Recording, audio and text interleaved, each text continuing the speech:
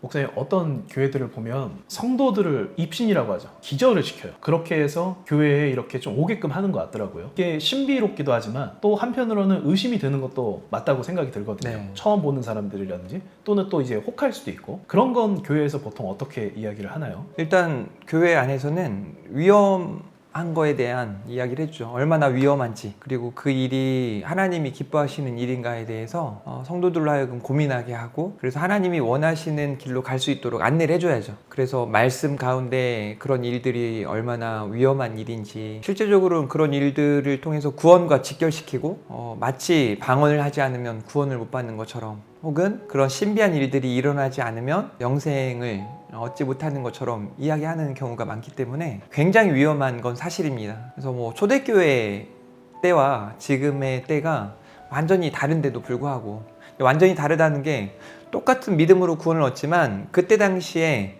어떤 신비한 일들이 필요한 것과 지금 하나님의 말씀이 모두 우리에게 주어졌지만 그 이외에 다른 것들이 굳이 필요한가에 대해서는 고민해 봐야 되고, 또 한국교회가 목회자들이 성도들에게 잘 가르쳐 줘야 한다고 생각해요. 그럼 목사님께서는 뭐 입신이라든지 또는 환상이라든지 뭐 그런 경험이 있으신가요? 개인적으로 제가 그런 경험은 없어요. 물론 설교 준비하다가 잠이 들었는데 꿈속에서 특별한 인사이트를 발견할 때도 있고, 그러면 깨서 적어놔요. 근데 그럴 때 저는 와, 되게 신기하다 생각되지만, 기도를 하는 중에 어떤 환상 가운데 들어가거나 뭐 내 안에 어떤 신비한 체험이 있어서 그렇게 신앙생활하는 건 아니라고 생각하고, 저 역시 그런 경험은 없습니다. 그러면 또 그런 말을 하는 분들도 있어요. 그 사도시대까지만 이런 기적이 일어났다, 그 뒤에는 아니다, 이렇게 또 이야기하는 분들이 있거든요. 거기에 대해서는 또 어떻게 생각하세요? 사실 그 부분들에 대해서는 약간의 조심성이 있어야 된다고 생각해요. 굳이 신비한 일들이 필요하고 그런 역사들이 나타나야 하는가에 대해서 생각도 하지만, 또 한편으로는 그런 일들이 전혀 없다 말할 수 있는가? 라고 생각하는 거죠. 하나님이 하시면 되는 거거든요. 우리 교단에서는 그런 신비한 일들, 뭐 방언까지도 이제 중지가 됐다라고 이야기를 하지만, 또 방언을 하는 수많은 사람들이 있거든요. 정말 많은 그 하나님의 역사들을 눈으로 볼 때도 있고, 그걸 하나님이 하지 않으셨다라고 말할 수는 없는 거거든요. 왜? 하나님이 하시는 일들을 우리 사람들이 제한할 수는 없기 때문에. 그래서 그 부분들에 대해서는 여전히 가능성은 있을 수 있겠으나 조심해야 된다. 교회들마다 또 성도들마다 그런 신비한 일, 결국 그걸 쫓아가는 거거든요. 예수 그리스도로 충분하지 않고 그런 신비한 일, 놀라운 역사, 이걸 쫓다 보니까 결국 신비주의로 빠지게 되고 기복적인 신앙으로 나아가는 그런 일들을 보게 되니까, 그런 신비한 일들이 일어나지 않으면 이제 믿음이 없는 것처럼 생각하고 뭐 하나님을 떠나기도 하고, 그래서 위험성이 있다고 생각해요. 우리 한국교회가 과거에는 그런 신비한 체험이나 일들이 굉장히 사실은 많았잖아요. 네. 우리 윗세대 분들이 말씀하시는 거 보면 막 귀신도 내쫓고, 지금은 사실 그런 거는 많이 좀 없어졌다고 봐야겠죠. 그때는 있었고 지금은 없어졌다라기보다는 하나님의 역사가 그때 당시에 있는 성도들에게 필요한 부분, 현장에서 그런 신비한 일들을 통해 하나님을 더 알게 되고 하나님을 찾게 되는 그런 일들은 저는 분명히 있었다고 생각해요. 그러나 지금 그 모든 일들이 사라진 건가?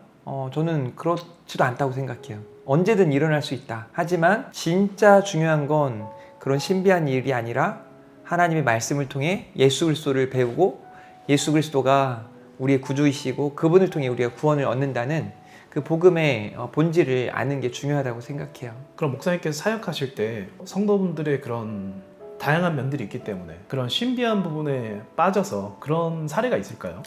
네, 최근에도 있었습니다. 최근 한 2달 전에 한 권사님이 자신의 아들이 다니는 교회가 조금은 위험한 것 같다.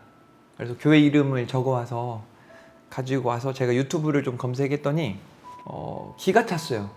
아직도 이런 교회가 있을까? 그런데 상가의 작은 교회인데 유튜브를 통해서 뭐 구독자가 몇천 명. 그래서 뭐 유튜브를 통해서 헌금도 하고 또 신비한 일을 경험하기 위해 교회를 방문하는 사람들도 있다고. 소위 뭐 축기 기도를 한다거나 귀신을 쫓아내는 또 신유기도, 병을 낫게 하는 그런 기도를 하는데 깜짝 놀랐어요. 막 눈을 바라보면서 무당이 점을 치듯이 하나님을 이용하는 것 같은 그런 분위기. 그러니까 내가 너에게 명하노니 떠나가라. 하나님을 이렇게 이용해도 되는 걸까 싶을 정도로 너무 위험하다고. 그분의 설교도 들어보고 또 하는 일들을 보면서 나름대로 결론 지었어요. 이단이다. 복음이 없다. 무엇으로 구원을 얻는가라고 물었을 때 답하지 못할 것 같다라는 생각이 들었어요. 그래서 바로 제가 직접 통화를 해서 주의하고 그 교회를 다니지 말라고, 정상적인 교회를 다니라고 이야기하고, 우리가 예수님이 믿는다는 건 병을 낫기 위해 교회를 다니는 게 아니고 예수 그리스도가 우리의 구주이심을 믿고 그분을 통해 우리가 구원을 얻고 영생의 소망, 하나님 나라의 소망을 갖고 살아가는 것임을 이제 이야기해 줬는데요. 어떻게 보면 눈에 보이지 않지만 너무 많은 것 같아요. 그런 이단 사이비가 아니지만 우리 교단의 이름을 걸어놓고 그런 일들을 하는 목사님들도 보거든요. 왜냐하면 사람들이 혹하니까, 그걸 보고 반응을 하니까.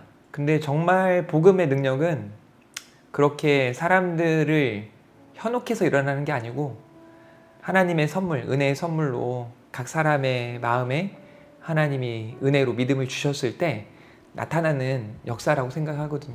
그런 부분들을 주의하고 조심했으면 좋겠어요. 헌금을 더 해야 기도를 더 강하게 해주고 더 여러 차례 해준다. 이런 일들이 있는 거죠. 무당하고 전혀 다를 바가 없네요. 전혀 다르지 않죠. 예.